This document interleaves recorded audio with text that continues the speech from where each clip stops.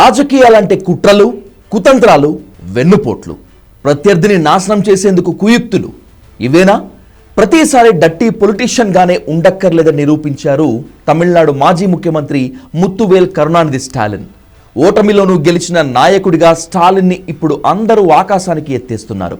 107 సీట్లు మాత్రమే గెలిచి అధికారం అందుకోలేకపోతున్న టీవీకే అధినేత 52 ఏళ్ల విజయ్కి ఊహించని విధంగా తెర వెనక నుంచి సహకరించి పెద్దరికం నిలబెట్టుకున్నారు 73 ఏళ్ల స్టాలిన్.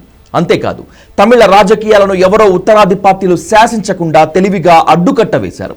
107 సీట్లు మాత్రమే గెలిచిన విజయ్ రాజ్యాంగబద్ధంగా ముఖ్యమంత్రి అయ్యేందుకు తన డిఎంకే మిత్రపక్షాలు 13 మందిని వ్యూహాత్మకంగా టీవీకేకి మద్దతు ఇచ్చేటట్లు సహకరించాడు స్టాలిన్. అందువల్లనే విజయ్ సీఎం పీఠం ఎక్కారు. స్టాలిన్ అనే వ్యక్తి పరిణతి కనపరచనివ్వకుండా ఉంటే విజయ్ అనే వ్యక్తి ఎప్పటికీ సీఎం అయ్యేవాడు కాదు. విజయ్ చేతిలో ఊహించని విధంగా డిఎంకే, అన్నా డిఎంకే పార్టీలు ఓడిపోయాయి. మళ్ళీ ముఖ్యమంత్రి అవుతాను అనుకున్న డిఎంకే అధినేత స్టాలిన్ అంచనాలు తలకిందులయ్యాయి. పార్టీ పెట్టిన మొదటి ఎన్నికల్లోనే ఎవరి సహకారం లేకుండా ఒంటరిగా పోటీ చేసి ముఖ్యమంత్రి అయ్యాడు విజయ్. కానీ స్టాలిన్ విజయ్ని పడగొట్టేందుకు కుట్రలు చేయలేదు, కుతంత్రాలు అంతకన్నా చేయలేదు. మిగిలిన నేతల్లా కాకుండా మొదట తాను ఓడిపోయిన నియోజకవర్గానికి వెళ్ళి తన ప్రజల్ని, ఓటేసిన సామాన్యులను, కార్యకర్తలను కలిసి వచ్చారు.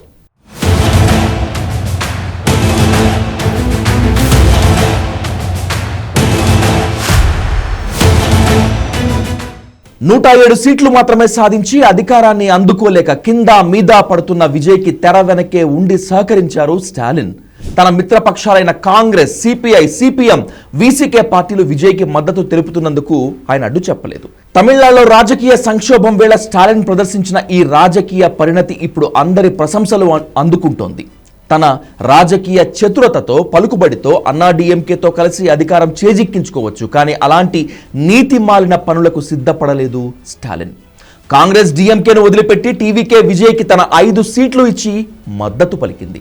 మాట వరుసకు కాంగ్రెస్ను విమర్శించినప్పటికీ డిఎంకే కూటమిలో చిన్న చిన్న పార్టీలు టీవీకేకు మద్దతు ఇస్తామని అన్నప్పుడు వ్యూహాత్మకంగా నిర్ణయాన్ని వాళ్ల ఇష్టానికి వదిలేశారు స్టాలిన్. తన కార్యకర్తల మనోభావాలు దెబ్బతినకుండా కాంగ్రెస్కు దూరంగా ఉంటున్నట్లు మాత్రం అనౌన్స్ చేశారు. డిఎంకే కూటమి నుంచి మొత్తం 11 మంది ఎమ్మెల్యేలు విజయ్ టీవీకేకు మద్దతు ఇచ్చారు. తనకు 120 మంది ఎమ్మెల్యేల సపోర్ట్ ఉందని విజయ్ గవర్నర్కి లేఖ ఇచ్చి మ్యాజిక్ ఫిగర్ని చూపించి ముఖ్యమంత్రిగా ప్రమాణ స్వీకారానికి సిద్ధపడ్డారు. అసెంబ్లీ ఎన్నికల్లో టీవీకేకి 107 సీట్లు వస్తే స్టాలిన్ సారథ్యంలోని డిఎంకే కూటమికి 72, అన్నా డిఎంకే కూటమికి 53 సీట్లు వచ్చాయి. ఏదో రకంగా మళ్ళీ సీఎం అయిపోదామనుకుంటే స్టాలిన్ తన చిరకాల ప్రత్యర్థి అయిన అన్నా డిఎంకేను కలుపుకొని ప్రభుత్వాన్ని ఏర్పాటు చేయవచ్చు. గవర్నర్ ఆ అవకాశం కూడా ఇచ్చారు. డిఎంకే, అన్నా డిఎంకే ద్రవిడ సిద్ధాంతాన్ని అడ్డం పెట్టుకొని కలిసి ప్రభుత్వాన్ని ఏర్పాటు చేస్తాయనే వదంతులు కూడా వచ్చాయి. కానీ స్టాలిన్ కక్కుర్తిపడలేదు. అంతేకాదు, తన ఆశలను కూల్చేసిన, తనను దారుణంగా ఓడించిన విజయ్ని ముఖ్యమంత్రిగా నిలబెట్టారు. తన కూటమి నుంచి 11 మంది విజయ్ టీవీకేకు మద్దతుగా వెళ్ళినా ఎలాంటి ఆటంకం కలిగించలేదు. మీరు మీ ఇష్టపూర్వకంగా వ్యవహరించండి అని చెప్పడం ద్వారా ఓ సాహసోపేతమైన నిర్ణయం తీసుకున్నారు స్టాలిన్. స్టాలిన్ డెసిషన్ వల్లే తమిళనాడులో రాజకీయ సంక్షోభానికి అడ్డుకట్టపడింది. తనకు అధికారం దక్కకపోయినా స్టాలిన్ రాజ్యాంగ సంక్షోభం సృష్టించవచ్చు. కానీ అలాంటి చిల్లర వేషాలకు దూరంగా ఉన్నారు ఈ మాజీ ముఖ్యమంత్రి.